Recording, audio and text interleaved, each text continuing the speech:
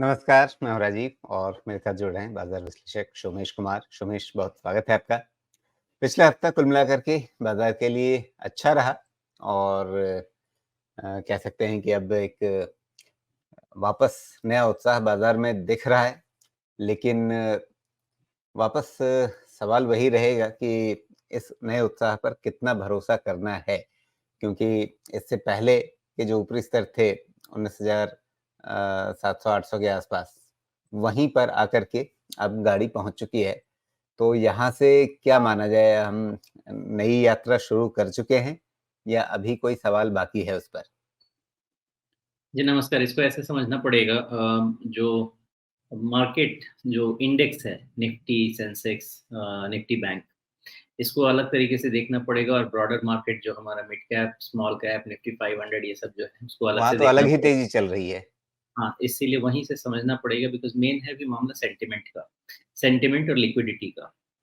हाथ में पैसा है, लिक्विडिटी है। तो हो सकता है कि जो नैरो मार्केट है, जो इंडेक्स है, ये रेंज में ही रहे और थोड़ा वोलेटाइल हो जाए। है मार्केट बाय डिप्स का, लेकिन थोड़ा वोलेटाइल हो सकता है।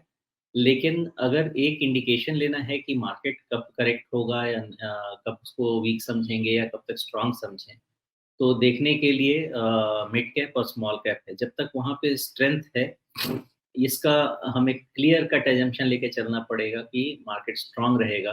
बिकॉज़ अब उतना कन्फ्यूज़न नहीं है। एक असम्पशन ये जो सेट हो रहा है वो ये है कि 38% का करेक्शन निफ्टी एनफ मान रहा है और जो मार्केट मैक्रो है, वो अभी फ़िलहाल फ़ेवर में आ गया है। तो इसके अगेंस्ट जो असम्पशन है, वो असम्पशन यही है कि अभी जो रैली आई है, इसमें अगर डिप मिलता है, तो इसको खरीदारी के लिए यूज़ करेंगे, लेकिन इंडेक्स और स्टॉक दोनों की ट्रीटमेंट अलग करेंगे। क्योंकि इंडेक्स में अगर पैसा बनाना है, तो buy and hold with staggered approach करना पड़ेगा, एक बारी से नहीं बनेगा। और ब्रॉडर मार्केट में stock specific, sector specific view लेके वैसा पिक एंड चूज़ करना पड़ेगा। तो ये मामला हो सकता है कि यहाँ से 1.5-2 महीना और चले, जिसके बाद फिर फ्रेश डिसीजन डिसीजन लेना पड़ेगा। वैसे दिसंबर फर्स्ट वीक में तो इलेक्शन के रिजल्ट्स आ जाएँगे और बाय एंड लार्ज मार्केट जैसा मान के चल रहा है, अगर वैसा आता है तो बहुत इम्पैक्ट नहीं होगा बाय एंड लार्ज। लेकिन अगर एक डिसीजन लेना है कि अभी करना क्या है मार्केट में, बाय डिप्स का मार्केट है, जहाँ तक इंडेक्स का सवाल है, स्टैगर्ड फैशन में लोअर लेवल से जो हम डिस्कस करेंगे, वहाँ से बाइंग शुरू कर सकते हैं। और जो ब्रॉडर मार्केट है, उसमें स्टॉक स्पेसिफिक रोटेशन करना पड़ेगा। इसके अलावा और कोई चारा है नहीं। एक मार्केट ने छोटा-सा जो कॉन्सेप्ट को डिफाई किया है, वो यही है। मेरा अंदाज़ा ऐसा था कि 19,500 के पास से एक 300 पॉइंट के आसपास का रिट्रेस करती निफ्टी और फिर उसके बाद बेस बना के ऊपर चढ़ती। लेकिन इन्फ्लेशन, यूएस इन्फ्लेशन पॉज़िटिव आने के बाद वो स्ट्रक्चर नहीं रहा। वो नहीं रहा, इसका मतलब ये है कि अब 19,500 विथ डेविएशन ऑफ 200 पॉइंट्स, ये सपोर्ट बन जाना चाहिए निफ्टी का।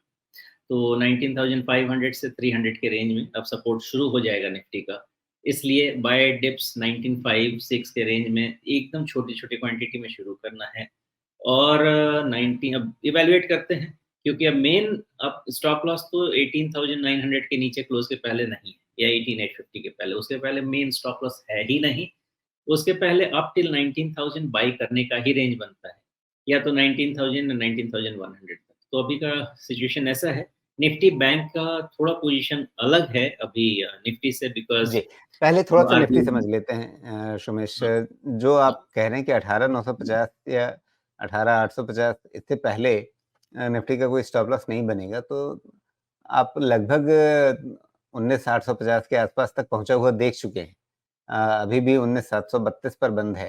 तो वहाँ से लगभग 900 या 1000 पॉइंट के आसपास की अगर हम कहें कि उससे पहले हम मंदी का कोई संकेत नहीं लेंगे, तो ये तो काफ़ी बड़ा फ़ासला हो जाएगा, काफ़ी बड़ा अंतर हो जाएगा। इसमें तो काफ़ी मतलब निवेशक तो फिर भी संतोष कर सकते हैं, लेकिन ट्रेडर्स के लिए तो इतने में तो बड़ी खराब हालत हो जाएगी। सबकी स्ट्रैटेजी अलग-अलग रहेगी।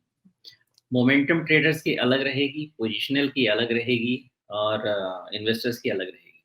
मोमेंटम ट्रेडिंग की जहाँ तक बात है, आप सिंपल जहाँ से गैप अप ओपनिंग शुरू हुआ है, उसका आप लो देख सकते हैं 19,580। इसके नीचे जब तक निफ्टी क्लोज नहीं होती है, मोमेंटम ट्रेडर्स जो ट्रेड करना चाहें लॉन्ग साइड में ट्रेड कर सकते हैं, जब तक ये है। ओके, वो लेकिन वो गैप कभी लेकिन ना कभी यहाँ यहाँ पर गैप। एक गैप है, तो गैप का ऊपरी हिस्सा ही मोमेंटम ट्रेडर के लिए रखा जाए, या गैप भरने तक की बात मान करके लगभग 19,500 को देखा जाए? नहीं, मोमेंटम ट्रेड करने के लिए आपको वो गैप मेंटेन रखना है, और ओके। ये एरिया गैप है, ये भरेगा, मेरे अंदाजे से ये भरेगा, ये गैप बिना भरे हुए निफ्टी ऊपर नहीं जाएगी। अगर जब तक नहीं गैप भरता है तब तक मोमेंटम ट्रेड का तरीका ही यही है कि 19,580 के नीचे निफ्टी जब तक बंद ना हो, ये मोमेंटम बना रहेगा। दूसरी चीज़ ये भी है कि निफ्टी अभी ओवरबॉट नहीं है, इसलिए ये नहीं कहा जा सकता कि यहाँ से पहले गैप भरने जाएगा। ओवरबॉट होता तो कहा जा सकता था। तो लेकिन सब अभी डेटा जो ये मेकिंग। आपका अक्टूबर के जो टॉप हैं 19,850 के आसपास के, 1, 2, 3, 4, कई कई सारे टॉप्स वहाँ पर हैं। तो यहाँ पर गाड़ी रुकेगी अभी, या पार हो जाएगा ये? लॉजिकली रुकना चाहिए, लेकिन चूंकि मार्केट ओवरबॉट नहीं है इसलिए 20,000 की तरफ जाके भी रुक सकती है। अगर ओवरबॉट होता तो इस पहले रेसिस्टेंस मान सकते थे, लेकिन मार्केट में दम है। दूसरा प्रॉब्लम ये है कि अपने मार्केट से ज़्यादा डाउ जोन्स और यूएस को S&P 500 को देखना पड़ेगा, बिकॉज वो ज़्यादा ओवरबॉट सिचुएशन में है देन हमारे।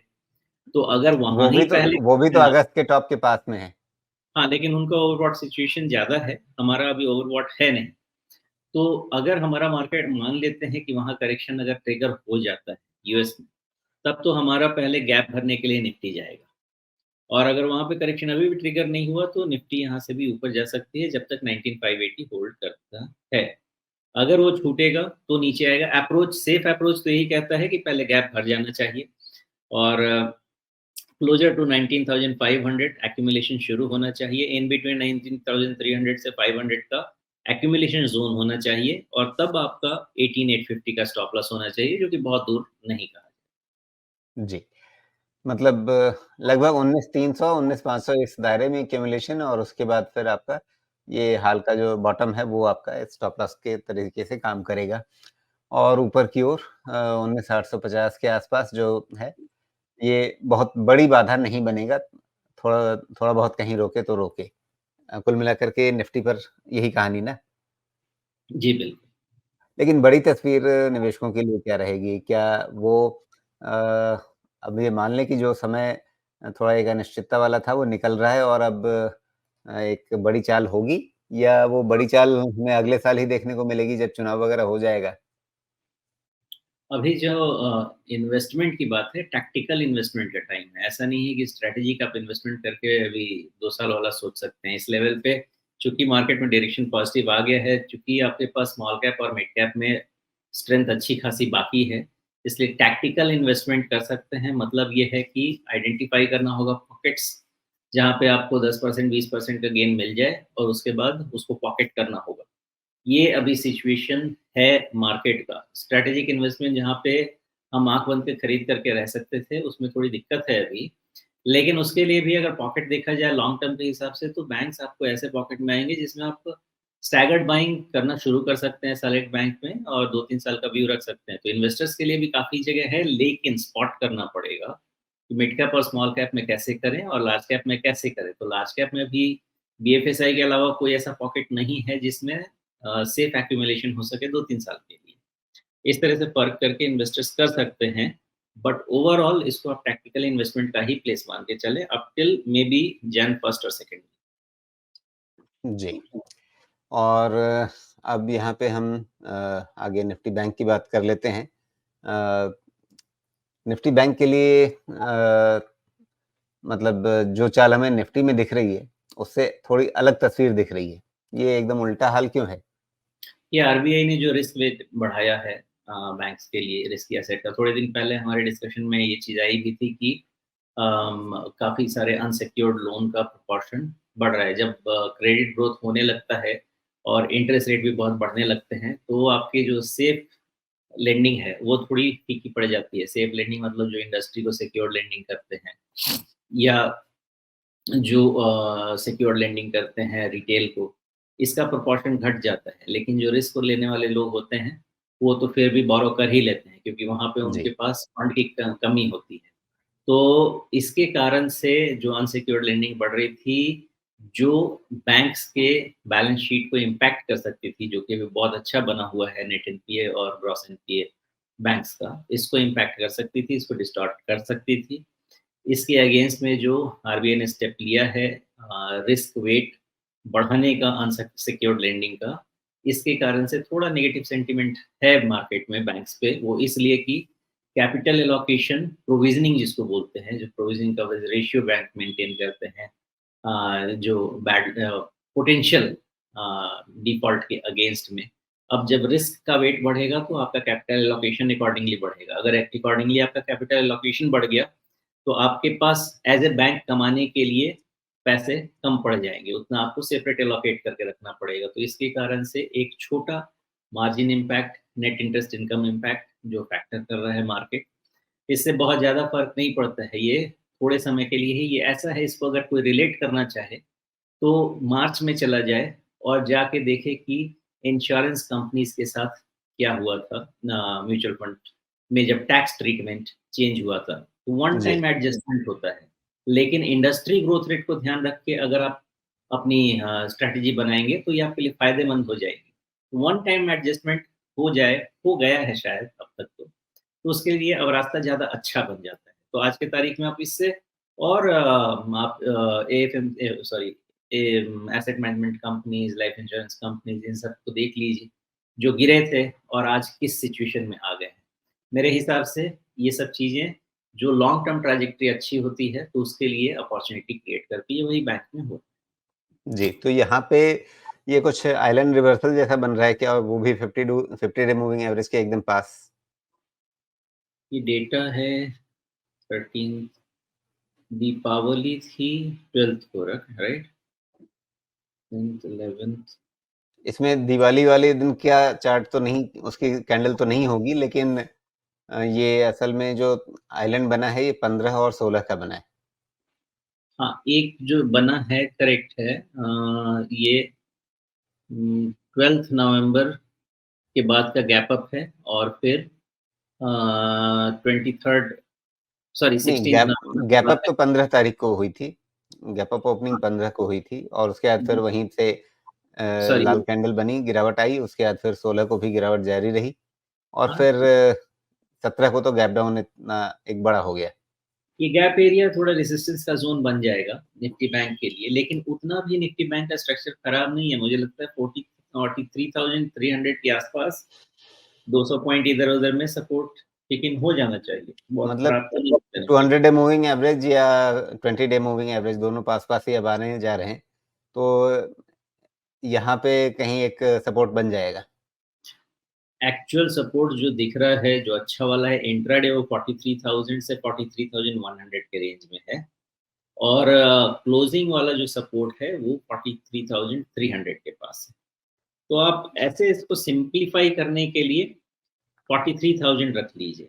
अगर इसके ऊपर निफ्टी बैंक है तो कोई दिक्कत नहीं होनी चाहिए। जी। तो आगे इसका स्ट्रक्चर क्या बनेगा? बड़ा स्ट्रक्चर क्या बनेगा? क्योंकि इसमें भी हमने रिट्रेसमेंट के हिसाब से भी देखा था पहले, उसको एक बार फिर से देख लेते हैं रिट्रेसमेंट लेवल्स कहाँ पर आ रहे हैं। तो रिट्रेसमेंट की कहानी ये बन रही थी कि 50% रिट्रेसमेंट से ये पलटा है, 38.2% रिट्रेसमेंट इसने पार कर लिया है, 23% की तरफ जा रहा था, वहीं पे हथौड़ा पड़ गया इसको आरबीआई का। तो अब वापस ये जो आप कह रहे हैं 43,300 या 43,000 के आसपास का, तो उसी के आसपास आपका फिर से 38.2% रिट्रेसमेंट भी आएगा। कुल मिलाकर के ये एक सपोर्ट का गुच्छा बन जाएगा यहाँ पे। देखिए बैंक का स्ट्रक्चर ऐसा है कि जनवरी इसको निकालना पड़ेगा, तब जाके इसके अपसाइड का कुछ समझ में आएगा, उसके पहले तो नहीं आएगा। अभी तक जो स्ट्रक्चर है बैंक का स्ट्रक्चर यही कहता है कि छोटे-छोटे ट्रेड बन सकते हैं, लेकिन 45,000 के ऊपर जब तक क्लोज़ नहीं हो फ्रेश होप्स तो मुझे नहीं लगते हैं। तो 45,000 का ही रेजिस्टेंस लेके आगे बढ़ें, उसके ऊपर में कुछ हम सोच सकते हैं कि हाँ, अब ठीक होंगी चीज़ें। उसके पहले जी। ये रेंज बाउंड ही रहना चाहिए। तो फिर यहाँ पे जो ट्रेडर्स हैं, वो इस हफ्ते में कैसे अप्रोच करें नए हफ्ते में निफ्टी बैंक को? और जो इन्वेस्टर्स हैं, बहुत सारे लोगों के मन में सवाल भी होगा कि बैंकों पे क्या नई खरीदारी शुरू कर दी जाए इन्वेस्टमेंट वाली, तो उनको क्या करना चाहिए अभी? देखिए, बैंकिंग में स्टॉक स्पेसिफिक जा सकते हैं। हाँ, इन जनरल तो नहीं जा सकते हैं। पीएसयू बैंक में थोड़ा-सा सावधानी ज़्यादा रखेंगे आज के तारीख में। प्राइवेट बैंक्स में थोड़े अच्छे बड़े नाम देख लीजिए। उसमें अपने स्टैगर्ड बाइंग के हिसाब से ही आगे बढ़िए। अदरवाइज़ एक बार में खरीदना तो शायद ठीक नहीं है, बिकॉज़ कोई भी बैंक का जो प्राइस मूवमेंट स्ट्रक्चर है वो पॉज़िटिव नहीं है, स्क्यूड डाउन है। तो जब तक वो ट्रेंड चेंज नहीं हो एक बार में बाइंग करने का, तो मुझे सिचुएशन नहीं दिखता है। लेकिन स्टैगर्ड बाइंग करे कोई और 2-3 साल के हिसाब से करे, तो मुझे सिचुएशन ठीक ही दिखता है। तो उस हिसाब से रखिए, क्योंकि मान लीजिए कि 10, 15, 20% का डाउनसाइड आया भी फॉर सम रीज़न, उसको यूज़ कीजिए टू ऐड मोर पोज़ीशन, उस हिसाब से देखें, तो ही बेहतर रहेगा। अदरवाइज़ डायरेक्शन नहीं है बैंक से। जी।